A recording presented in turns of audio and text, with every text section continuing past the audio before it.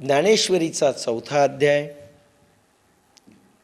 65वी ओवी काल संपली.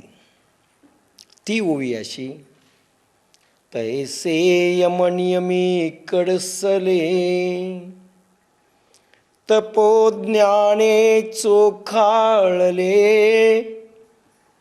मी ते चित्ते झाले एथ संशय कायसा. ही ओवी संपली. ह्या ओवीमध्ये त्याची पूर्वपीठिका अशी ती मागची ओवी घेतो म्हणजे संदर्भ लागेल. भगवंतानी ही ओवी का घेतली? सिद्ध पुरुष कसे असतात? भगवंताला जे भक्त आवडतात ते कसे असतात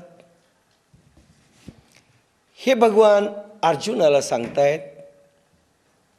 संत कशाला म्हणतात, संत कसे असतात, त्यांची लक्षणं कशी असतात, सिद्ध पुरुष कसे असतात आणि भगवंताला जे आवडतात ते कसे असतात. तुम्हाला भगवंत आवडत असेल पण भगवंताला तुम्ही आवडतात की नाही हा एक स्वतंत्र प्रश्न आहे.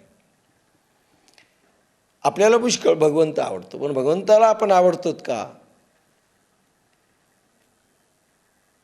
त्यासाठी जी ओवी होती मागची, जे तपो तेजाची राशी 62वी ओवी 4था अध्याय, की एकायतन ज्ञानाशी जे पवित्रता तीर्थासी तीर्थरूप.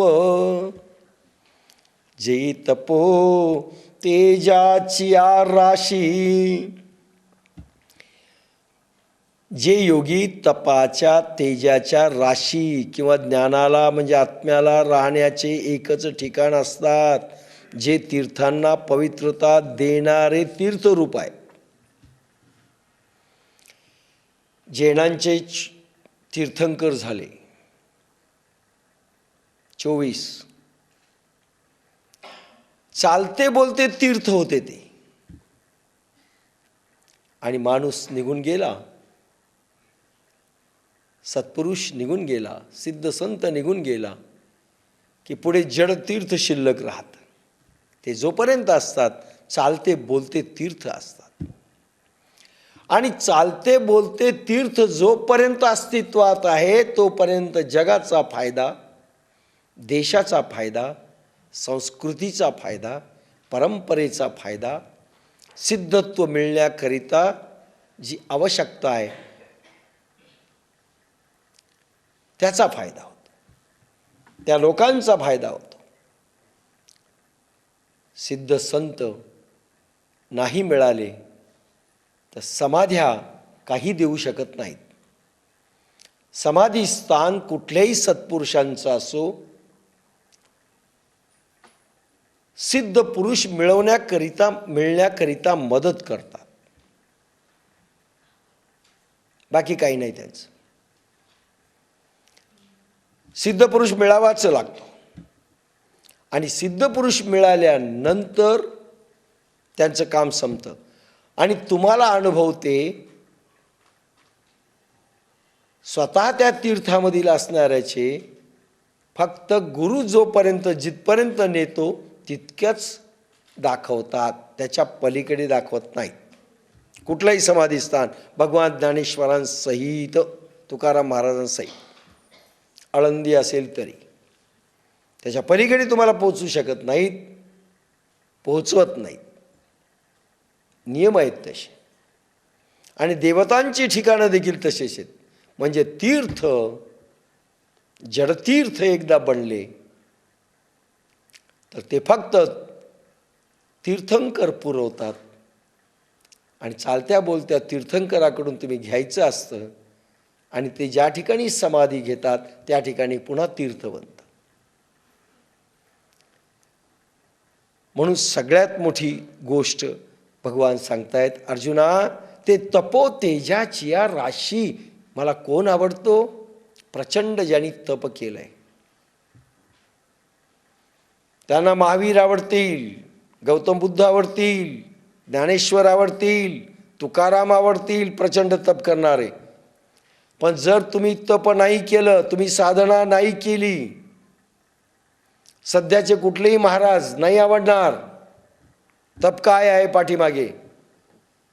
बोलणं म्हणजे तप नाही, भाषण म्हणजे तप नाही, भागवत कथा निरूपण म्हणजे तप नाही, प्रवचन म्हणजे तप नाही.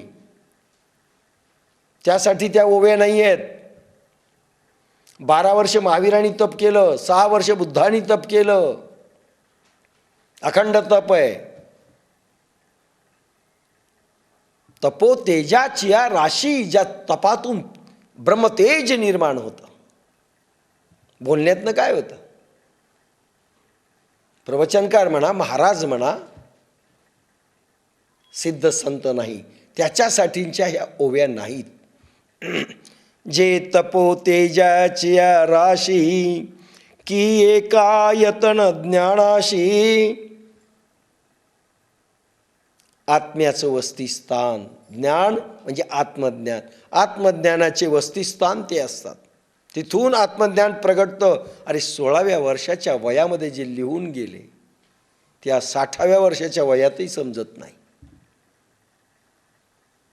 ज्ञान प्रगटतं. आणि हे प्रगटणारं ज्ञान ज्यांच्याकडे असतं ते तपोतेजाच्या राशी असतात. जे पवित्रता तीर्थशी तीर्थरूप,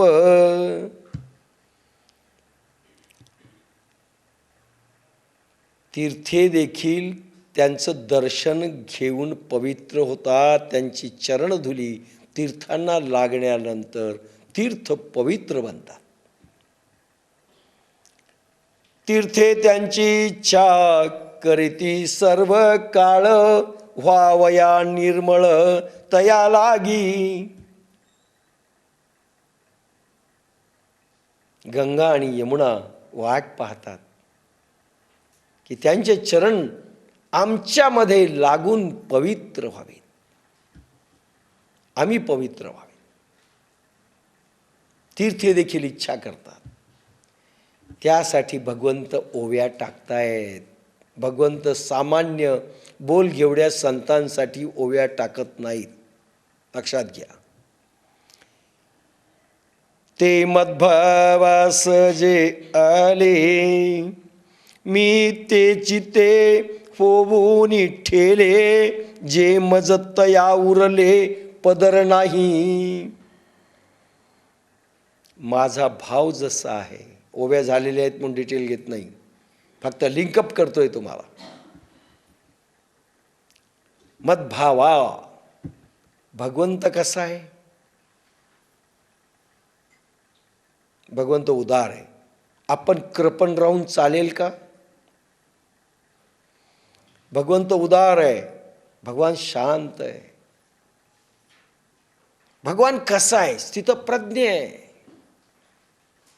शांतीचा सागर आहे, आनंदाचा महासागर आहे. आणि आम्ही टेन्शनचे महासागर. आवडतो भक्त भगवंताला. टेन्शनचे महासागर आहेत. आले चालते बोलते टेन्शनचे महासागर आले. एक सत्कार करा. भगवान कसा आहे?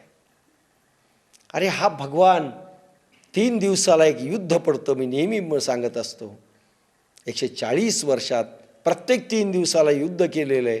पाळण्यात होते तेव्हापासून युद्ध आहे, जन्मले तेव्हापासून युद्ध आहे. पण हसत राहिला, हसत राहिला.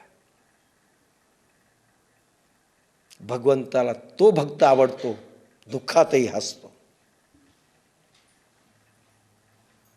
भगवान गोपालकृष्ण, भगवंत गोपालकृष्णाला तेच आवडतात जे भगवंताच्या सारखे भावनेने युक्त असतात. आनंदाचा महासागर असतात. अरे कुठे राहिला हा? गोकुळात. जन्माला कुठे? जेलमध्ये. मातेचं सुख नाही, खऱ्या मातेचं. यशोदेकडे आला गोकुळात. 11 वर्ष 3 महिने गोकुळ सुटलं. मथुरा, तिथे काय 10-11 वर्ष. तिथून सुटलं द्वारका,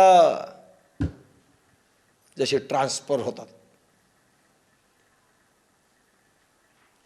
ट्रान्सफर, कधी खंत नाही, खेद नाही, व्यथा कोणाला सांगितली नाही, दुःख कोणाला सांगितलं नाही. अरे आनंद जगाला वाटला. भगवंताला तेच भक्त आवडतात. आपण दुःख वाटतो, आपल्याकडे कोणी आलं ना, माझं पोट उठलंय, माझं डोकं पण दुखायलंय. ती बाई भेटायला येत असते, पुरुष भेटायला येत असतो, आणि हे आपलं रडगाणं सांगतात, कारण सिंपती गेन करायची असते. मग ते म्हणतं, बाई तुमचं फारच दुखतं. हो ना, आणि नवरा काही पाहत नाही, आमचा नवरा. सगळं दुःख भगवंतावर कोणाला सांगितलं? पेंद्याला तर सांगायचं असतं की मला संकट यायले. पेंद्या, सुदाम्या, वाकड्या ही नावं, प्रसिद्ध नावं मित्रांची. कधीतरी राधेला सांगायचं एकांतामध्ये, राधे अरे आलो खरं, पण केवढं मला संकट. यशोदेला सांगितलं, देवकीला कधी सांगितलं, नंद बाबाला, अर्जुनाला कधी सांगितलं, अर्जुना मला काय मिळालं रे? लक्षात घ्या भगवंत कसा आहे. रुक्मिणीला तरी सांगितलं का एकांतामध्ये, सिंपती गेन करण्याकरिता? पाहिलं तू बोर झालीस काम करू करू, मी किती काम करायलो, किती लढायलो. नो, हसतोय हा जगदीश. आणि ह्या जगदीशाला तो जसा आहे ते भक्त आवडतात, कसेही नाही आवडत हो. आणि ते सामर्थ्य संपन्न आवडतात. भगवंताजवळ सिद्धींचं सामर्थ्य, भक्त सिद्धींचं सामर्थ्यवान असला पाहिजे. मदभावा, माझा भाव जसा आहे तसा त्याचा भाव पाहिजे. जे मदभावा शरण आले तेची ते होऊन, मी तेची होऊन ठेले, माझं रूप झाले. भगवान उपासना करतो त्यांची, डोक्यावर मस्तकावर घेतो. 12व्या अध्यायात आहे. भगवान त्यांची आराधना करतो, भगवान त्यांच्यासाठी मंत्र जप करतो. तुम्ही नाही करायचं आहे काय? ते माझे आम्ही तयाचे करू ध्यान. काय प्रभू म्हणतोय? अरे अर्जुना, मी त्याचं ध्यान करतोय. आम्ही तयाचे, आपण तर म्हणतो भगवंता तुमच्या लिस्टमध्ये आमचं निदान नाव तरी आहे का? आम्ही तयाचे करू ध्यान, ते आमुचे देवतार्चन.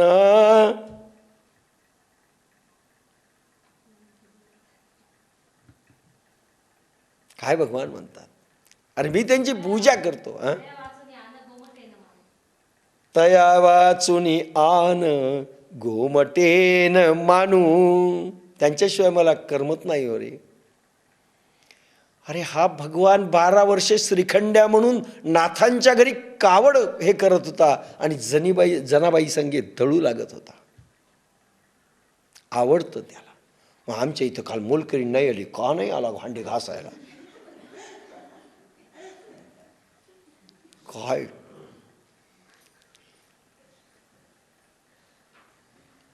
लगेच आपण प्रश्न विचारू.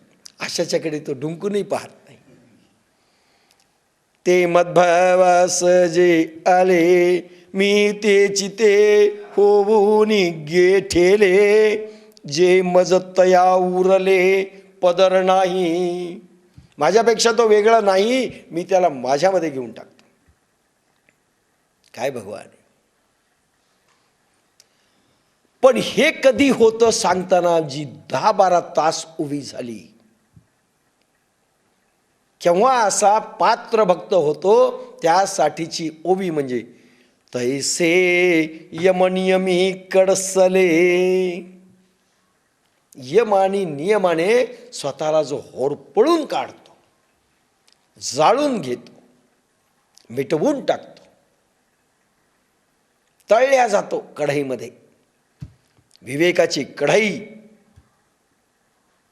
योगाग्नीची आग, आणि सगळं तेल कोणतं? बिन बाती बिन तेल, आयुष्याचं तेल. संपूर्ण शरीर कडसून टाकतं, तळल्या जातं आणि स्वतःचं अस्तित्व जो संपून टाकतो कडसले पूर्ण अंशाने, 100%. नाही, आम्ही सत्य बोलायला लागलो ना, मधून मधून मधून मधून नाही चालतं, मधून मधून. हा सत्याची व्याख्या केलेली आहे. एखाद्या वेळेस लबाड बोलावं लागतं, तेही सत्य असतं, आणि सत्य बोललं ते लबाड असतं. ती व्याख्या केलेली.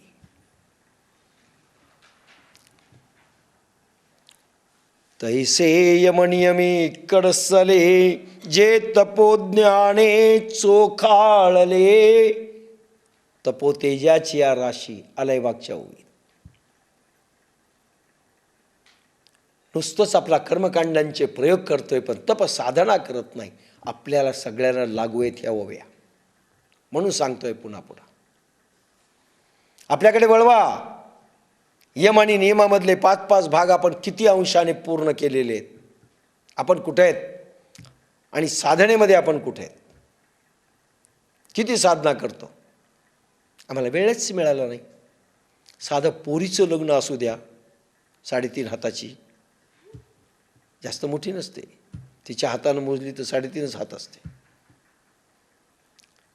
त्याच्यासाठी एवढे परेशान असतात, काही करत नसतात. जे परेशान असतात ते काहीच करत नसतात. ज्ञानेश्वरी सोडतात, देव सोडतात, धर्म सोडतात, सगळं सोडतात. का?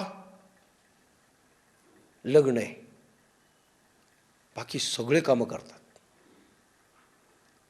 नातेवाईकाला बोलवायला जातील, सगळं सगळं करतील, पण हा देव मात्र कोपऱ्यात असतो.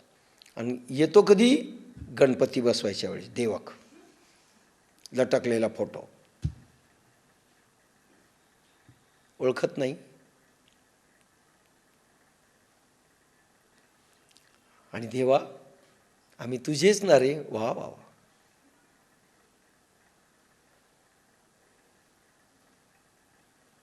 मी कुठल्याही लग्नामध्ये 2-3 दिवस अगोदर ज्ञानेश्वरी बंद केली असेल, न मी रजा घेतली, केव्हाही रजा घेतली नाही. न रजा घेतली, न ज्ञानेश्वरी बंद केली. माझे लग्न झाले, छान झाले म्हणतात लोक. नाटकं आहे ते. देवाला बाजूला सारण्याकरिता मिळालेले एक निमित्त आहे, बाकी काही नसतं. त्याच वेळेस लग्नाचं असतं 2 तासात. बाकीच्या वेळेस काय असतं? म्हणून कडसले पाहिजेत तर ज्ञानेश्वरीचा अधिकारी, आणि तर त्या महातेजाची राशी घेण्याचे तुम्ही मानकरी. एका भगवंता कारणे सर्व सुख सोडिले जेणे. पहा, आपण आपल्या सुखासाठी भगवंताला सोडून देतो, त्याचा टूल्स म्हणून वापर करतो. एका भगवंता कारणे सर्व सुख सोडिले जेणे. केले देहाचे सांडणे तो सत्वगुणी. एका भगवंता कारणे सर्व सुख सोडिले जेणे. भगवान भक्ताचं पाहत असतो बरं का. काही काही ओव्या फार लांबवल्या नाही मी यमनियमामधल्या, सतत आपण बोलत राहणार आहोत. अपरिग्रह सगळ्या याच्यामध्ये सर्व सुख मिळालं असताना तुम्ही सोडू शकता का, ही प्रभू परीक्षा घेतो. आधी काही सुख नसतं, मग सर्व सुख देतो आणि ते सुख पुन्हा हिरावून घेतो. ओवी काय म्हणते? सर्व सुखाय नाही, एका देवाच्या कारणे सर्व सुख सोडिले जेणे. सर्व सुख शब्द आहे. प्रभू पाहतो माझ्यासाठी किंवा कोणाहीसाठी हा सुखाचा त्याग करू शकतो का? वस्तू, विषय आणि व्यक्तीचा त्याग करू शकतो का? परीक्षा घेतो. कोणाकोणाच्या घेतल्या परीक्षा? कोणालाही सोडलं नाही. त्यावेळेस महातेजाचे मानकरी करून ठेवलं, कोणाला सोडलं नाही. तुकारामांची घेतली नाही. काय दिलं तुकारामांना? प्रभूंनी काय दिलं? महातेज दिसत असेल, सिद्ध्या दिल्या असतील, पण सुख हिरावून घेतलं. लौकिक नाही दिलं. सूरदासाला काय दिलं? कबीरांना काय दिलं? फक्त सांगतोय. मीरेला राज राणी करून टाकलं, पण सडकेवर आणून फेकलं. ही मेवाडची महाराणी सुख त्याग करू शकते का? हे पाहिलं. बाहेर काढलं, महलाच्या रस्त्यावर फेकलं. विष पाजलं, पिते का माझ्यासाठी?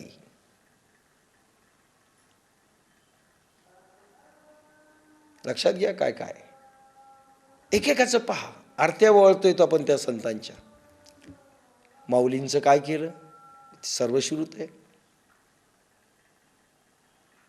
भाकरी मिळू दिली नाही, पाटी मिळू दिली नाही, लेखन मिळू दिली नाही,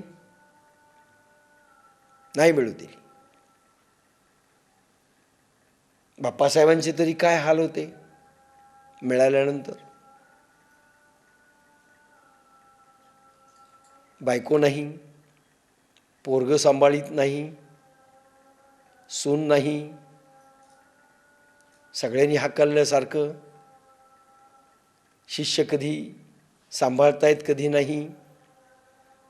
हे हाल. मोदीजी महाराजांनी का समाधी घेतली त्यांची त्यांना माहीत. प्रत्येकाचे हाल केले.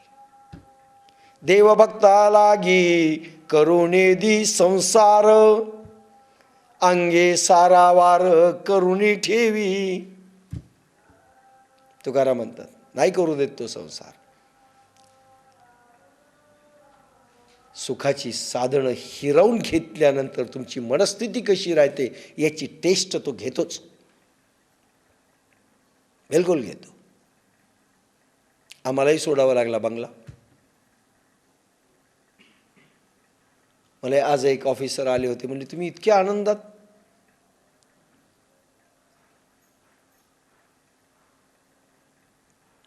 घरी आले होते.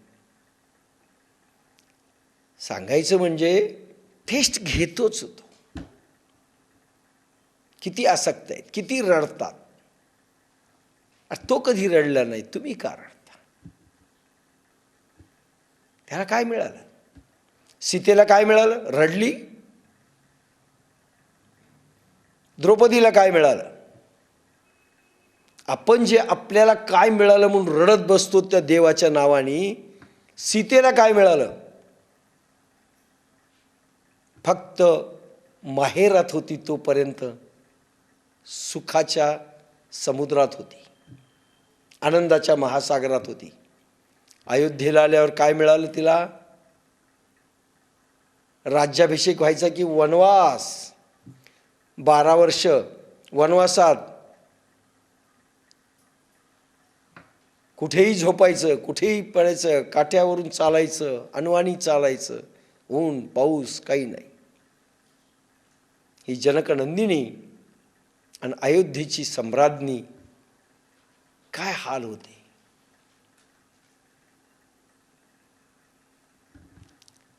त्यानंतर रावणाने पळून नेलं. तिथे काय मिळालं? बरं, सोडून आणलं रामाने. अयोध्येत नेमकं राज्याभिषेक झाला, लगेच धोब्याच्या सांगण्यावरून पुन्हा वनवास. काय मिळालं सांगा? पतीचं आणि लवकुशचं युद्ध पाहिलं, भिडवावं लागलं दोन्ही पोरं. काय मिळालं? आणि कसं तरी मिटलं की लगेच दुभंगली, पुन्हा जमीन दुभंगली गेली. काय मिळालं सांगा? सुख नावाची वस्तू काय मिळाली? शब्द सोडला तर वनवास. द्रौपदीला काय मिळालं? पांचालीला 5 पुत्र मेले, वंशदेवा अभिमन्यू देखील गेला. फक्त काय मिळालं याची चौकशी करा. भगवंत स्वतः असतानाही काय मिळालं? किती परीक्षा!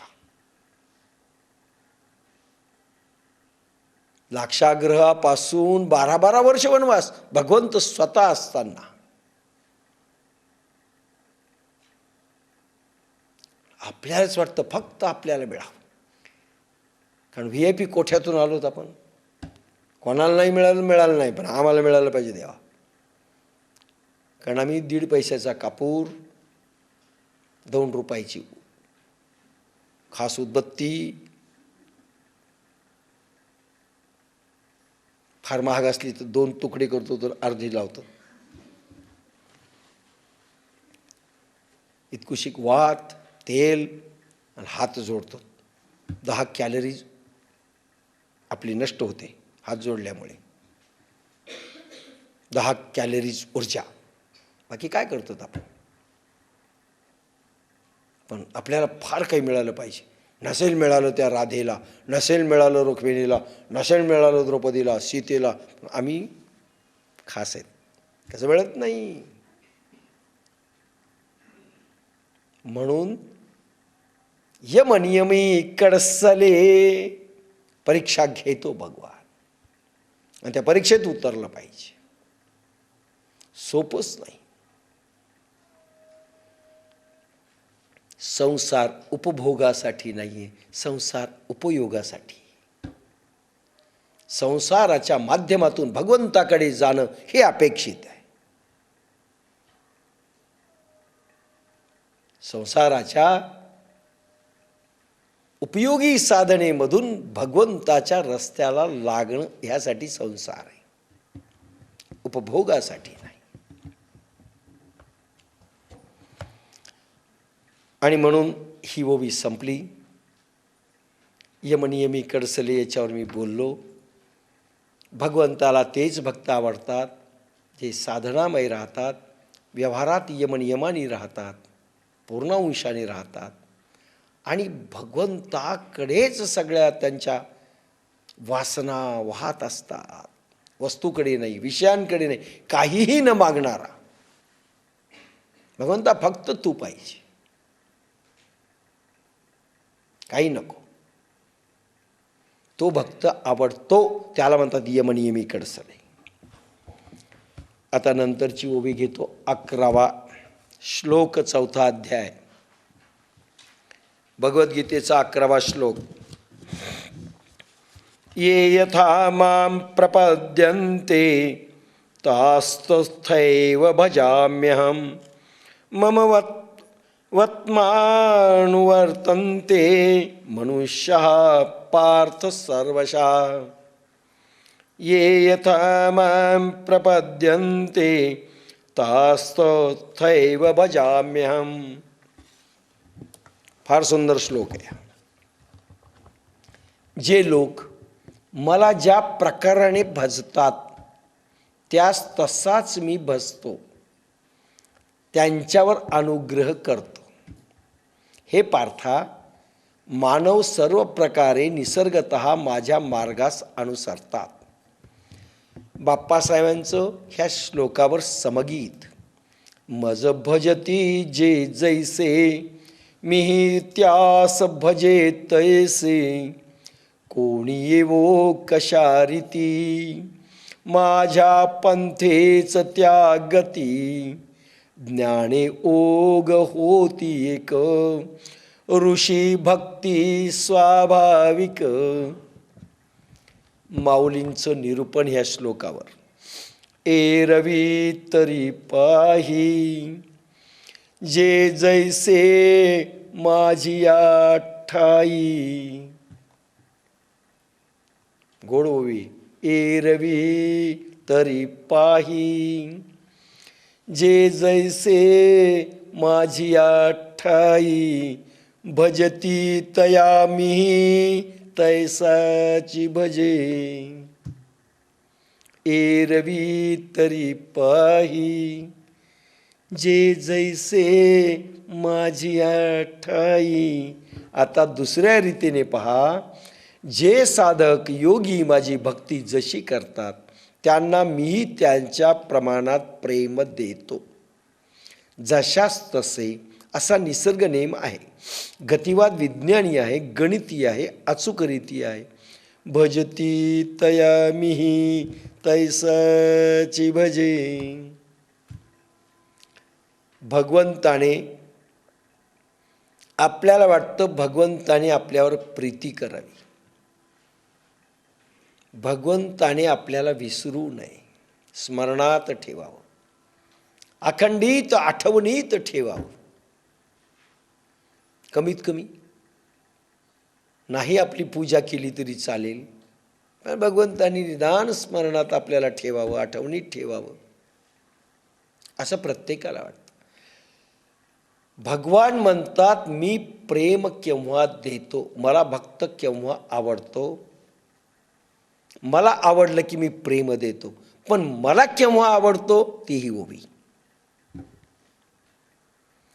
एरवी तरी पाही जे जैसे माझी ठाई.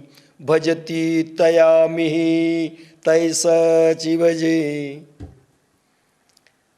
मला ज्या प्रकाराने प्रेम देतात त्याच प्रकाराने मी त्यांना देतो. भगवान कसा आहे म्हणून प्रत्येकाला जे वाटतं ना, प्रत्येकाची एक कल्पना आहे की आमच्या नशिबात लिहिलंय तसं होत असतं. लक्षात घ्या मी काय म्हणतो. याच्यातनं बाहेरच पडत नाहीत अजून लोक. तीर्थयात्रेला का नाही गेले? आमच्या नशिबात नाही, देव आम्हाला बोलवीत नाही. यांना कशाला बोलवावं देवाने? बरं आहे ना, घाण नाही केलेली बरी त्या तीर्थात. आपल्याला असं वाटतं की देवानी जसं लिहिलंय तसं होत असतं. देव काहीही करत नाही. देव साक्षीत्वाने पाहणारा परब्रह्म परमात्मा आहे. चुकून वाटत असेल देव काही करतो, देव काहीही करत नाही. लक्षात घ्या. पहिलं आणि तो साक्षी भावाने ज्या वेळेस आपल्याला, साक्षी भावाची 7 तासाची कॅसेट झाली आपली. भगवान स्वतः ज्या वेळेस आपल्याला साक्षीत्वाने राहायला सांगतो, व्यवहारात आणि परमार्थात, व्यवहारातही साक्षीत्वाने राहायला सांगतो, परमार्थातही सांगतो. याचं कारण तो स्वतः साक्षीत्वाने राहतो. आणि साक्षीत्वाने राहणारा माणूस न भूला काय न बुरा कर सकता है न भला कर सकता है. कोणी शिव्या द्या, कोणी वंदा अथवा निंदा,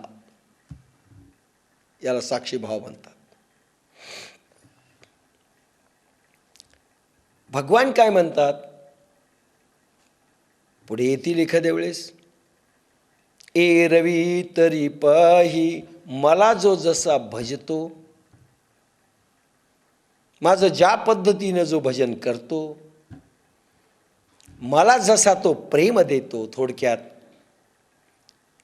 कर्मकांडांच्या माध्यमातनं, भक्तीच्या साधनेच्या माध्यमातनं तो मला जसं प्रेम देईल. आपण काय देतो त्या माध्यमातनं? भगवंताला फक्त प्रेम देतो.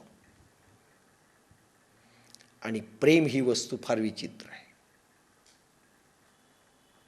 भक्ती मधून मधून सांगतोय, भक्ती हा विषय लागेल त्यावेळेस डिटेल येईल म्हणतोय, पण मधून मधून सगळंच सांगत चाललेलो आहे. पण मधून मधून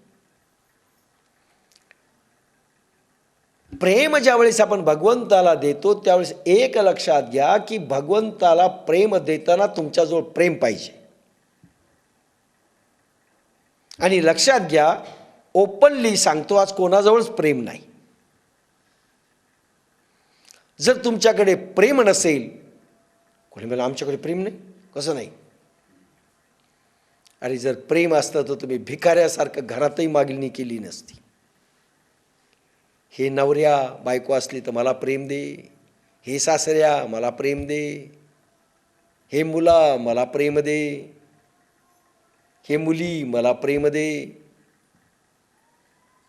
हे घरचे चुलते मामे अजय काके मला प्रेम द्या. मला कोणी विचारत नाही, मला घरात कोणी विचारत नाही, मला कोणी धड बोलत नाही, अशी जी कंप्लेंट असते त्याचं कारण असतं की मला कोणी प्रेम देत नाही. म्हणून आपण म्हणतो प्रेमाने बोलत नाहीत, वस वस वस वस मागे लागतात. म्हणताना म्हणतो आपण आम्हाला कोणी प्रेम देत नाही, हे खरं आहे. पण प्रत्येकजण कंप्लेंट करतो, तुम्ही तरी कोणतं आम्हाला देता. नवरा बायकोला म्हणतो तू पहिल्यासारखी राहिलीच नाही, ते तुम्ही तरी कुठे राहिली. 40 वर्ष लग्नाला झाली तरी मायक्रोस्कोपमधून पाहतात प्रेम कुठे आहे. दोघांमध्ये प्रेमच नाही. आईजवळ ते प्रेम नाही, मुलाजवळ ते प्रेम नाही. आसक्ती म्हणजे प्रेम नाही. मुलावर असणारी माया, पोरावर असणारी माया, वस्तूवर असणारी आसक्ती आणि माया म्हणजे प्रेम नाही. आसक्ती म्हणजे पुतना मावशी येते, प्रेम नाही. स्वार्थ आहे त्याच्यामध्ये, आणि ज्या ठिकाणी स्वार्थ आहे तिथे प्रेम नाही. निस्वार्थता ही प्रेमाची पहिली खूण आहे. त्याग प्रेमाची दुसरी खूण आहे. मला काही नको. अरे सगळं महाभारत घरात होतो मागणीसाठी, स्वार्थासाठी. त्याला गोंडस नाव प्रेम दिलं जातं. खोटं आहे, प्रेम नाही येते. प्रेम त्यागातून निर्माण होतं. दया, क्षमा, शांती याच्यातनं प्रेम निर्माण होतं. तुमची गरज आहे म्हणून प्रेम करणारे दिसतात तुम्हाला घरी, पण तुम्ही एकदा कुचकामी बनू द्या, तुम्हाला कोणी कुत्र विचारत नाही. रोग होऊ द्या, कधी मरणाऱ्याची वाट पाहतात. मग वाटतं ज्यांच्यासाठी राब राब आपण राबलोत, आपल्याला आज मिळणं, आज मला कोणी विचारत नाही. नाही विचारणार. वाळलेल्या खोडाला कोणी पाणी घालत नाही. लहान लहान पोरं जे घरातले आहेत ना, त्यांच्या वाढीसाठी सगळे प्रयत्न करतील. तुम्ही एकदा खोडं झाले वाळलेले, पाणी घाला, आम्हाला कोणी घालणार नाही. कारण तुम्ही न फूल देणार आहात न फळ देणार आहात. त्याच झाडांना पाणी घातलं जातं जे फूल देतं, फळ देतं, सावली देतं. उपयोग आहे तोपर्यंत जग आहे. याला प्रेम म्हणत नाही, नाटक आहे ते. आणि हे भगवंताला अपेक्षित नाही आहे. आणि तुम्ही स्वार्थाने बसता भगवंताला. भगवंत का पाहिजे? माझी पोरगी 12वीला निघाली पाहिजे. भगवंत का पाहिजे? मला रोग गेला पाहिजे. भगवंत का पाहिजे? म्हणजे प्रेम आहे का स्वार्थ आहे? स्वार्थासाठी लगट करणं आहे प्रभूशी, त्याला प्रेम म्हणत नाहीत. इथे भगवान म्हणतात तुम्ही जसं भजाल तसं मी भजतो. तुम्ही काटे जर पेरले असतील आणि गुलाबाचं फूल उगावं, गुलाबाचं फूल त्याच्यातनं प्रगट व्हावं म्हणत असाल तर ते शक्य नाही. प्रेम नाही येते. आणि भगवान म्हणतात तुम्ही जसं मला भजाल, प्रेम द्याल तसं मी देतो. आपण स्वार्थी प्रेम दिलं, भगवान त्याचं फळ देतो, पण ते फळ तुम्हाला भोगावं लागणार आहे. चांगलं किंवा वाईट काही का असे ना, भोगावं लागणार आहे. भगवान देऊन टाकतो. भगवान माफ करत नाही, देऊन टाकतो तुम्हाला फळ.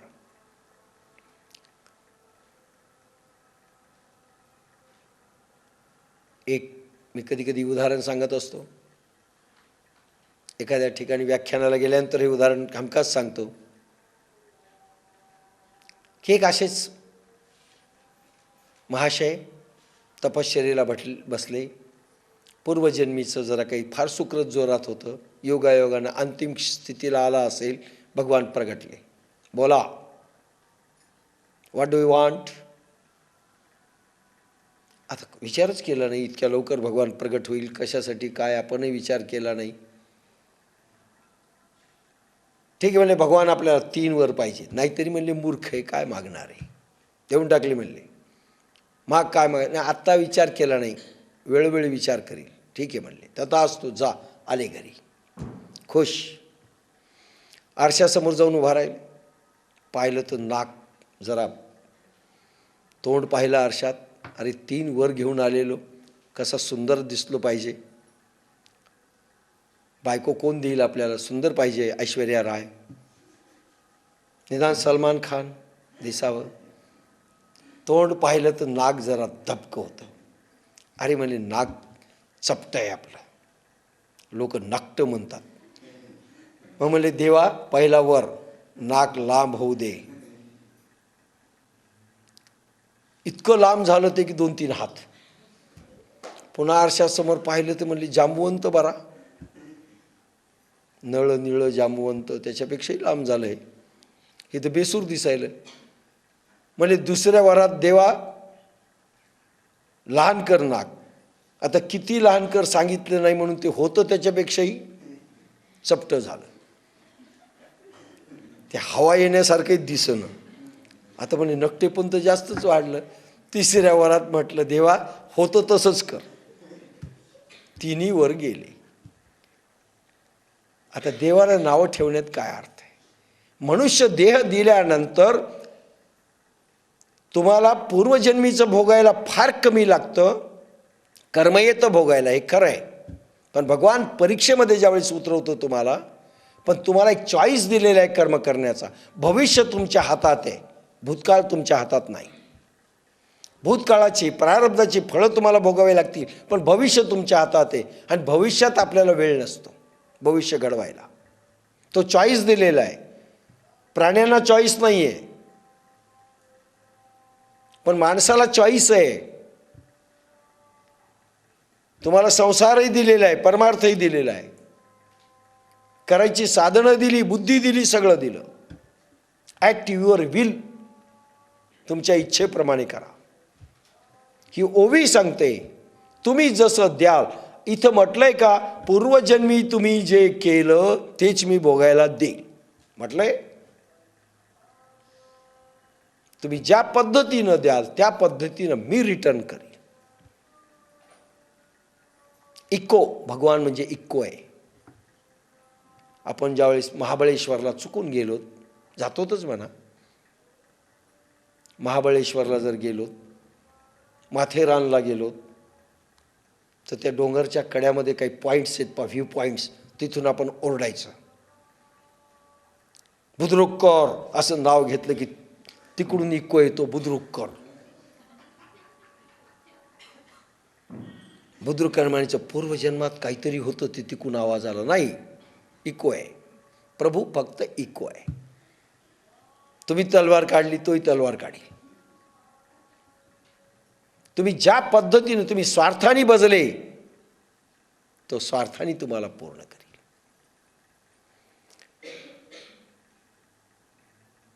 त्याला जोडून ही दुसरी ओवी घेतो, म्हणजे एकदमच होऊन जाईल.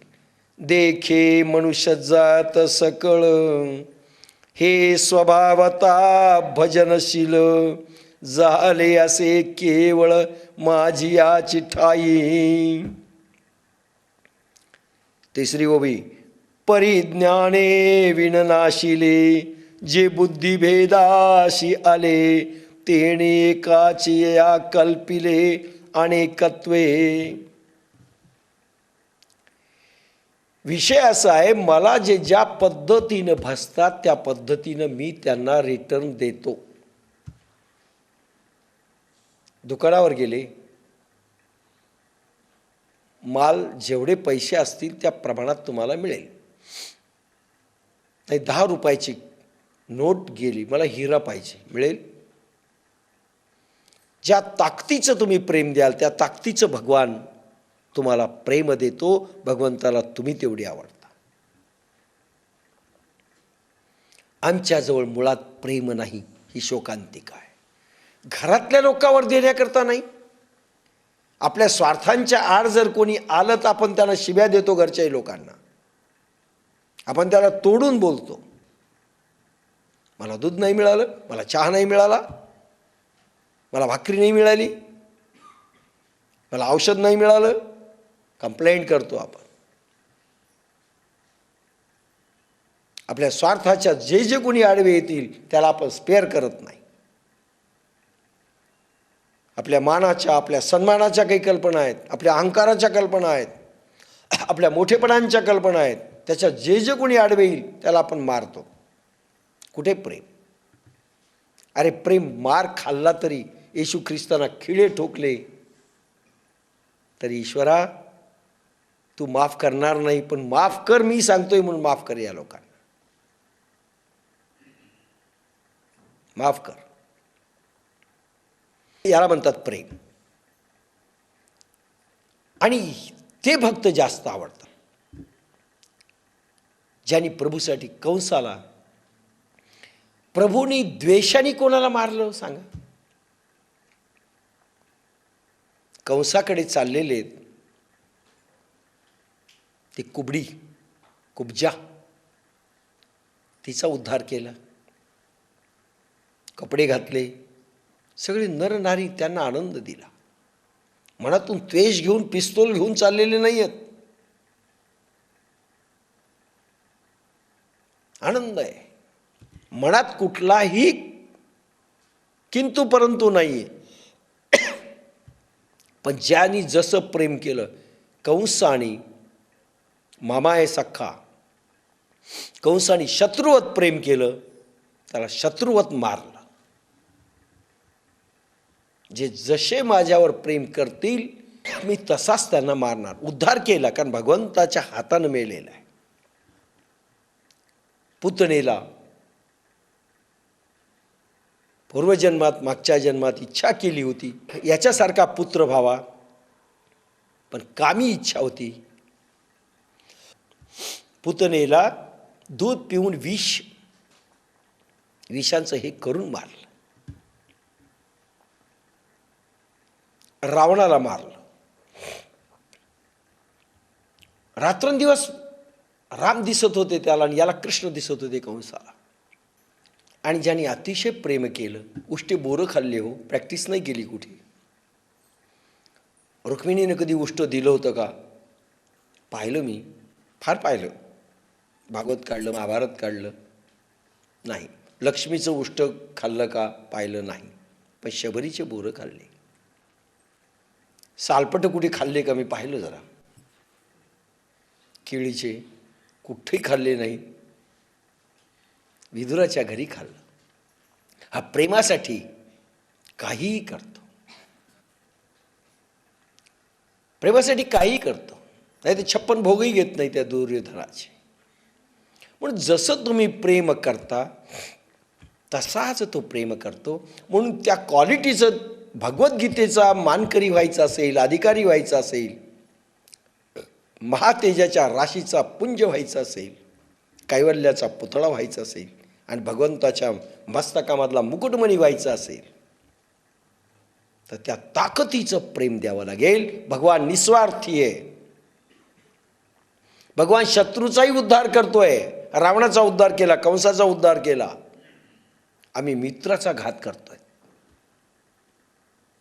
लक्षात घ्या, शत्रूचाही उद्धार करणारा त्या ताकदीचे जर आम्ही यमनियमातून जर घडल्या गेलो तरच ठीक आहे. नाही तर तुम्ही जसं वागाल तसाच मी वागतो असं भगवान म्हणतात.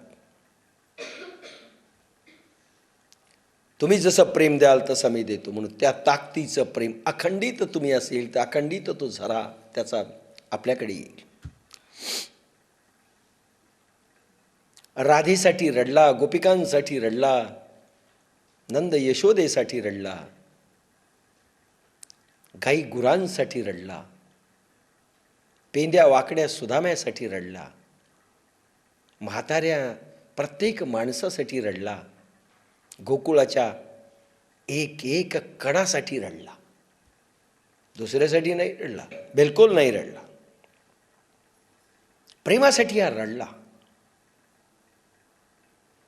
आपणही असं व्यवहारात झालं पाहिजे, तर ज्ञानेश्वरीच्या ह्या मालमत्तेचा अधिकारी आपण होत, हे लक्षात घ्या. पण भगवान आपण असं म्हणायचं की आमच्या नशिबात नाही, याच्या इतका खोटा भाव आपण उत्पन्न करत नाहीत, आणि भगवत सत्तेला आपण तुच्छ लेखतोय असा अर्थ झाला. तुम्हाला चॉईस दिलेला आहे, नाही पूर्वजन्मात तुमच्या नशिबात, ह्या जन्मात तुम्ही मिळवा, पण ह्या जन्मात तर आम्हाला कामं फार आहेत,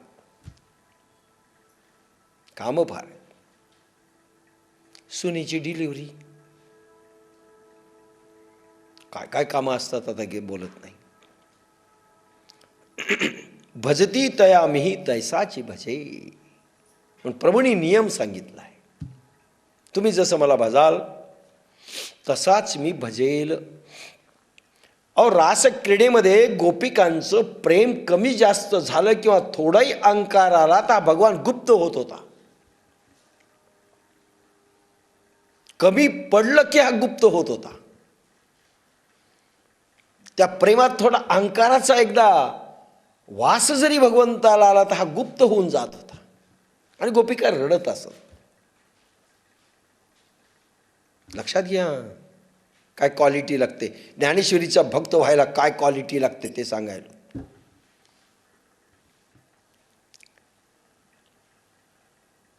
कुठलंही साम्राज्य प्रभूंनी घेतलं नाही. हा विश्वसम्राट झाला असता, जगज्जेता झाला असता, नाही घेतलं.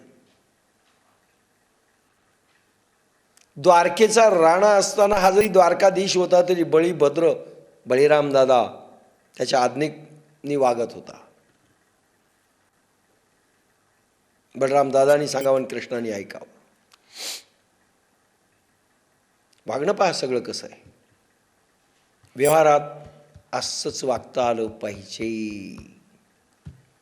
केव्हाही सोडता आलं पाहिजे.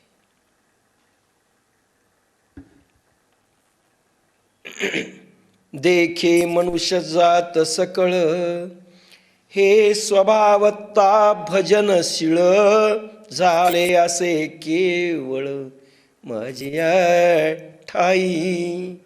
सूक्ष्म निरीक्षण करून पहा, पृथ्वीवर जेवढा म्हणून मनुष्याच्या जाती आहेत त्या सर्वांच्या मनाचे ओघ स्वाभाविकपणे भक्तीच्या पात्रातून माझ्या एकाकडे वाहत येतात. अर्थ गुप्त ठेवलाय, बाप्पासाहेबांनी पण उलगडलेलं नाही. देखे मनुष्य जात सकळ, हे स्वभावता भजनशीळ. प्रिन्सिपल काय सांगितलंय, प्रत्येक माणूस जसा प्रेम करतो, पहिल्या ओवीत सांगितलंय तसा मी प्रेम करतो. दुसऱ्या ओवी एकदम विरुद्ध आहे. प्रत्येक माणूस हा मुळात प्रेमळ आहे, नंबर 1, आणि स्वभावता भजनशील आहे. नॅचरली, निसर्गतः तो भजन करणारा आहे. पटेल का होई, काय अर्थ आहे? आपल्याला भजन एकच माहिती आहे, माळ घेऊन राम राम राम राम राम राम, मरा मरा मरा मरा, काय म्हणायचं ते म्हणणे, किंवा टाळ मृदंग घेऊन नाचणे, तेच भजन ना, का दुसरं भजन आहे आपल्या डोक्यात? आणि स्वभावता भजनशील कसं आहे? मग हे जर भजन नाही झालं तर ते स्वभावता भजनशील आहेत का? फार सूक्ष्म अर्थ आहे. नॅचरली प्रत्येक माणूस स्वभावता भजनशील म्हटलंय. म्हणजे तुम्हाला मी ती ताकद दिली नाही असं समजू नका, असं भगवान पहिल्यांदा म्हणतायत. तुम्हाला प्रेम करण्याची ताकद, माझ्याकडे येण्याचे रस्ते साठी तुम्हाला लागणारे इक्विपमेंट्स, साधनं तुम्हाला दिली नाहीत असं तुम्ही समजू नका. नॅचरली तुम्ही स्वभावतः भजनशील आहात. म्हणजे काय? परमात्मा कुठे आहे? परमात्मा कुठे आहे? आत्मा कुठे? परमात्मा कुठे? आपला परमात्मा वर आकाशात, दुसरा देवळात, तिसरा आपल्या देवघरात, चौथा फोटोमध्ये. तो परमात्मा का? आता आपल्याजवळ कोण आहे? आत्मा, परमात्म्याचा रिप्रेझेंटेटिव्ह. स्वभावतः तुम्ही त्याचं भजन करत आहात असा अर्थ. कोण भजन करतं? आपल्यामधला भक्त कोण? आता तुम्हाला लक्षात आलं. आपला भक्त कोण आणि टाळकरी कोण? आपल्याकडे भगवंताकडे जाणारा रात्रंदिवस कोण आहे? कोण जाऊ शकतो? हात, आपलं नाक, आपले डोळे, आपले पाय. नाकातून घुसवा एखादं तोडून, कारण आत्मा इथे मेंदूमध्ये. कोण आहे मग भक्त? आपल्यामधला भक्त कोण? बरं, आत्मा चेतन आहे, भक्तही चेतन लागेल. मग चैतन्याचा भक्त कोण आहे आपल्याकडे? त्यावरून ज्ञानेश्वरीचा भक्त कोण? म्हणून थोडक्यात म्हणजे प्राण हा खरा